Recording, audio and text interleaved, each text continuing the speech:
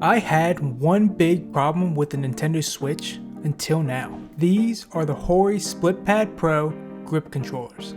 The first thing you'll notice pulling these Hori grips outside the box is they are very light. They're lighter than Joy-Cons, which is a pro because when you put in handheld mode, you won't get fatigued and you can have a long session with them. Now there are some cons, but I'm gonna go over the cons later in this video, so keep on watching to find out. The Hori Split Pad Pro has a nice plastic smooth finish on the front and a textured by the palm on the back, which gives you a nice secure feeling. Especially if you play on the couch and you raise your Switch up, you'll totally be secure. Now for the buttons and the D-pad, they're a lot bigger and fatter than on the Joy-Cons, and they definitely have a good click to them, and they have a more premium feel, which is nice. When it comes to the analog stick, it is no contest. The analog sticks on the grips is a little bigger to fill out your thumbs and a lot smoother compared to the Joy-Cons. This is kind of why you upgrade to the Hori grips. Hey, psst, you over there. These grips aren't just for comfort. They've got some cool features too. Come on, let me show you. They have a sign button and a turbo button on both the left and the right grip. And we're gonna get into that next.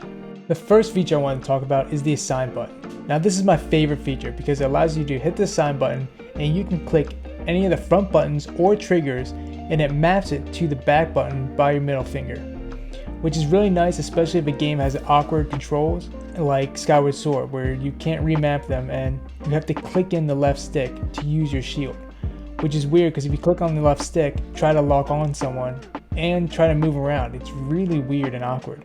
But now you can just hit the assign button, click in the left stick, and now your map button on the back is your shield, which is really nice. Now you can move freely around the map and not worry about the awkward controls. There's a particular boss that uses these mechanics. This is so important because you have to be able to move and counter to beat this boss, and these Hori grips really made it easier to complete that task. Now the second feature I want to talk about is the turbo button. Works the same way like the assign button. You kind of hold it in and then you click whatever button you want, either on the front or one of the triggers, and it allows the input to be repeated automatically. So this is really beneficial for like single fire guns, which would make them automatic. So it would probably be good in Overwatch. I could see being a competitive advantage. Now for the cons, and there aren't too many for these grips, but there's some things you need to think about. The first one is that these things are bulky. You're basically cutting a regular gamepad in half and sticking them on the end of your Switch. So these don't fit in my carrying case.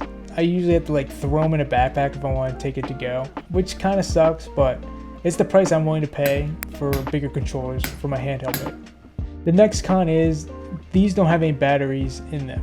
You can't use these remotely. You can't just sit and lay on the couch and have your arms spread apart and just kind of lounge around and play.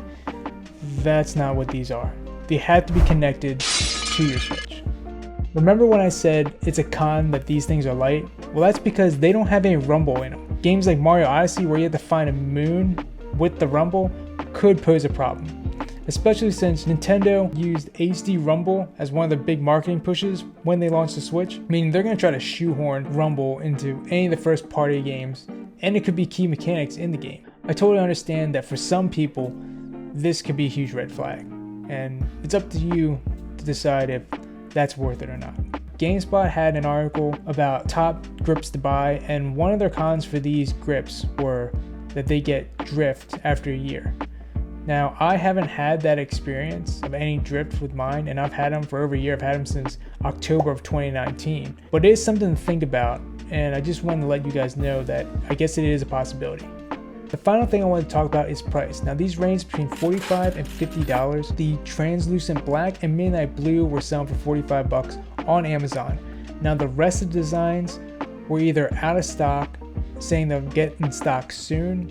It seemed like after Christmas, or they're being resold by third-party sellers for $75, which if you really need them now and you want that design, that would be the only option. Now they had one other variation called the Mega Man design, which was being pre-ordered now and being released on December 17th. Now that one was $60 as the asking price, no reseller, just $60. I really like these Hori Switch Pad Pros.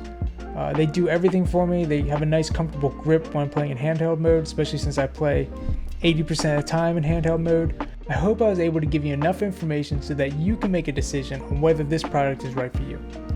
Now if you're thinking about buying Super Monkey Ball Banana Mania, check out my video right here because it's got one big problem.